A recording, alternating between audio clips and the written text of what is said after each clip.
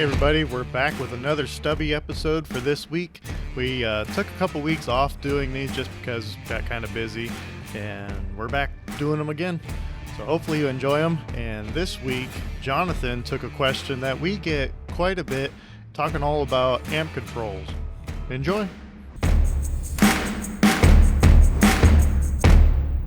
Hey, this is Jonathan Lewis. For today's episode, we're going to try to tackle and introduce the question revolving around amperage controls for a TIG torch. We've received a lot of questions throughout the years on what we feel is the best amperage control for certain situations, or what are some of the applications for certain amperage controls. And I thought I would just talk briefly on this Stubby episode about the various options that are out there, or at least few of the options that are out there, and just get our feet wet, and let's take a look at them.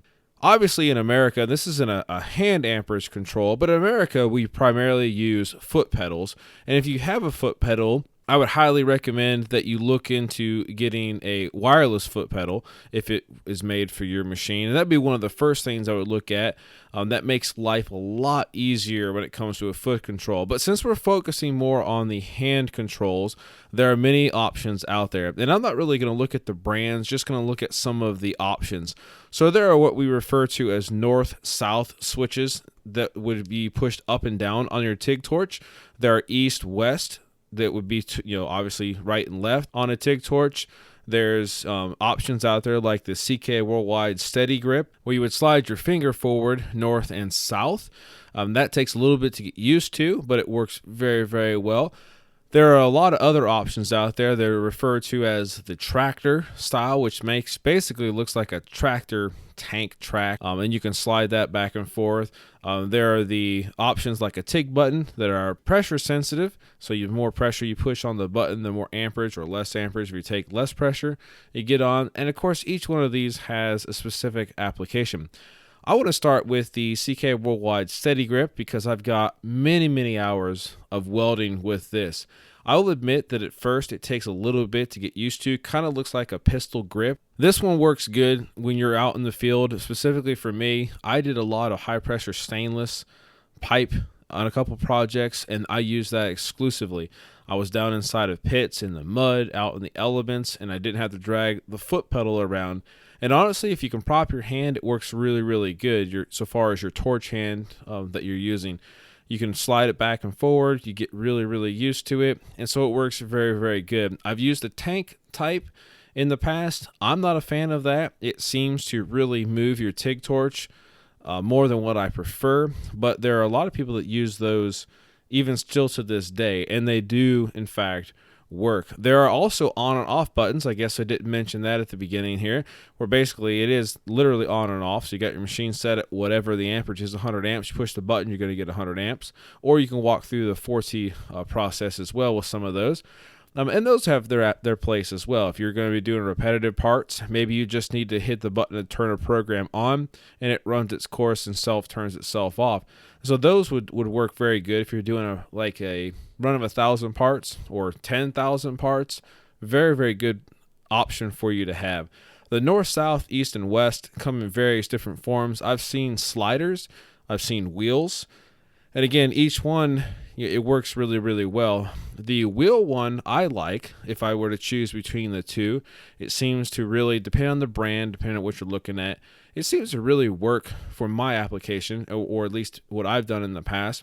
And it doesn't seem to interrupt your TIG torch so far as like the arc, the movement there as much. And again, your mileage will vary. You might not like the wheel one, you might like the slider one, and they're both made. They're made both ways, either one. The one that I really like today is the TIG button. This is a pressure-sensitive one where there's no moving parts to speak of. You push harder on the button, you get more amperage. Of course, depending on what your machine is set at, you push less, it's less. The only drawback to that one that I have seen is it is very sensitive. You touch it with your glove, you can very easily activate it.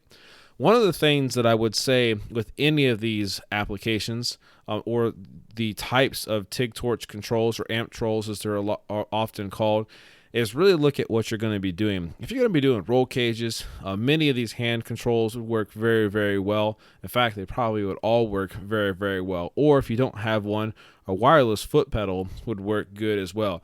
I'm really hesitant to get into which one would work the best. I know we've been asked that a lot in the past. Which one would work best for my application?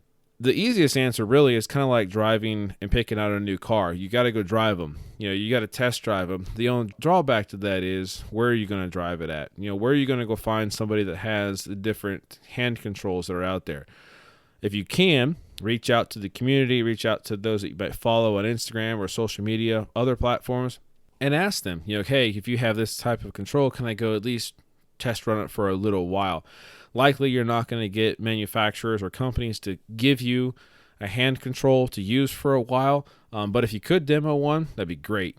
Use as many as you possibly can. Myself, I probably have too many of them. I've got on and offs, I got north, south, east, west. I've got the button, I've got the steady grip, the tractor type, and I'm probably forgetting some, honestly, and there's probably some out there that you have seen or maybe I haven't. Find one that works best for you. And again, every situation is going to be a little bit different.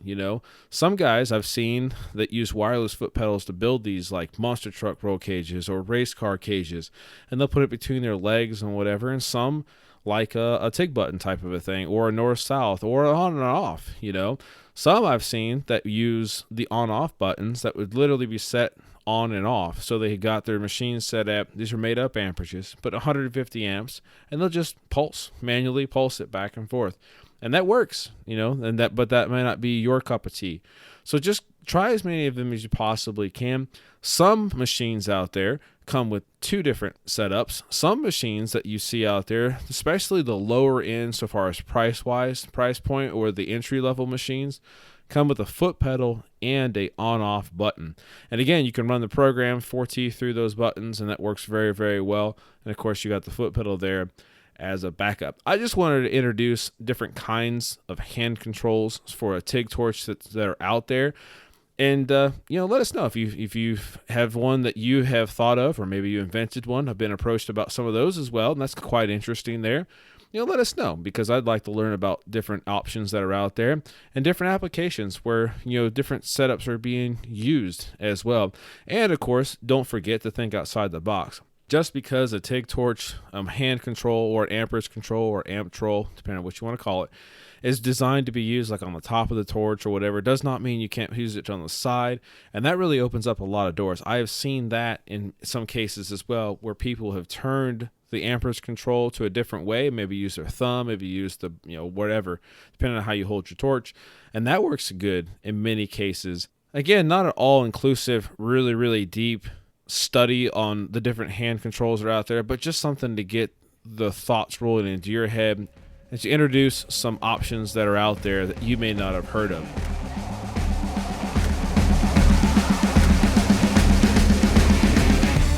Well, that's it for this week's Stubby. Hopefully that sparked a little interest in you to explore in different types of amp controls that you can get for your TIG torches.